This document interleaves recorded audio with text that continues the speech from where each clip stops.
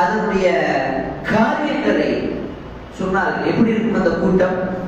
மா அன வஅலைஹி அஸ்ஹாபி, எவர் என்னையும் என்னுடைய தூதரையும் என்னுடைய தோழர்களையும் பின்பற்றுகிறார்களோ, என்னுடைய தோழர்கள் என்னுடைய சஹாபாக்களை பின்பற்றுகிறார்களோ அந்த கூட்டம் தான் சொர்க்கத்தில் செல்லும். அப்ப இதிலிருந்து ஒரு விஷயம் நமக்கு விளங்குகிறது. என்ன விஷயம்? ரசூலுல்லாஹ்வும் ரசூலுல்லாஹ்வை பின்பற்றிய சஹாபாக்களும் நேரான வழியில் இருந்தார்கள். அந்த ஹதீஸ் நமக்கு தெளிவான ஒரு ஆதாரம். ரசூலுல்லாஹ்வும் ரசூலுல்லாஹ்வை பின்பற்றிய அந்த சஹாபாக்கள் நேரான வழியில் இருந்தார்கள். அதனால்தான் இவர்களை பின்பற்றக்கூடியவர்கள் சொர்க்கத்தில் செல்வார்கள் என்று அல்லாஹ்வுடைய தூதர் ஒரு அடிப்படை ஒரு பேசி சொன்னார். ஒரு கூட்டத்துடைய பெயரை சொல்லாமல் கூட்டத்தில் இருக்கக்கூடிய சிஃபத்துகளை சொன்னார்கள். அவர்கள் அல்லாஹ்வுடைய வார்த்தைக்கு முன்னால் யாருடைய வார்த்தையும் அவர்கள் கவனிக்க மாட்டார்கள். ரசூலுல்லாஹ்வுடைய சுன்னா வந்து விட்டது என்று சொன்னால் யாருடைய கருத்தையும் அவர்கள் முன்வைக்க மாட்டார்கள்.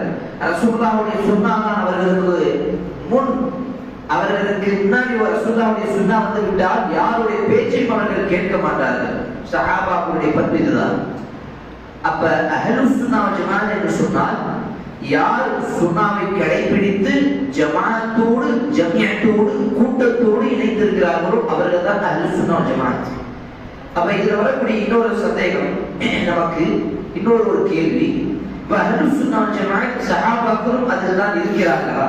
அதுதான் கேள்வி. அப்ப அந்த கூட்டத்தை ரசூலுல்லாஹி ஸல்லல்லாஹு அலைஹி வஸல்லம் பெயரை சொன்னார்கள், பண்பை சொன்னார்கள். அந்த பண்பில் இருக்கக்கூடியவர்கள் யார்? சஹாபாக்கள். அப்ப இந்த சஹாபாக்களை நாம் பின்பற்றலாமா? இது ஒரு கேள்வியாக இந்த ஒரு தலைப்பில் வரலாம். சஹாபாக்களை பின்பற்றுவதற்கு என்ன ஆதாரம்? குர்ஆனிலே பல வசனங்கள் ரசூலுல்லாஹி ஸல்லல்லாஹு அலைஹி வஸல்லம் அவர்களுக்கு வஹியாக அருளப்பட்ட பல வசனங்கள் சஹாபாக்களை பற்றி வருகிறது. முதலாவது வசனங்களை எடுத்து பார்த்தால் போதும், சூரத்துல் பக்ராவுடைய வசனம், உலாஇக அல்லதீன ஹதாஹுமுல்லாஹ், அவர்கள் அல்லதீன யுகீமுன ஸலாத், இவர்கள் தொழுகை நிலைநாட்டி ஜகாத்தை கொடுத்து மறைவான விஷயத்தின் மீது ஈமான் வைக்கிறார்களோ, மறுமை நாள் மீது ஆகிரத்தின் மீது நம்பிக்கை வைக்கிறார்களோ அவர்கள் தான் நேரான வழியில் இருக்கக்கூடியவர்கள். அப்ப அந்த இடத்தில் ரசூலுல்லாஹி ஸல்லல்லாஹு அலைஹி வஸல்லம் அந்த காலகட்டத்தில் யார் தொழுகையாளியாக, யார் சகாத்தை கொடுக்கக்கூடியவராக, யார் ஆகிரத்தின் மீது நம்பிக்கை வைக்கக்கூடியவராக இருந்தார்கள்? சஹாபாக்கள் தான். அவர்களை பற்றி தான் அல்லாஹ் என்ன சொல்லியிருக்கிறார்? உலாயிக ஹுமுல் முஹ்ததூன், இவர்கள் தான் நேர்வழி பெற்றவர்கள். இது சூரத்துல் பக்ராவில் வரக்கூடிய 4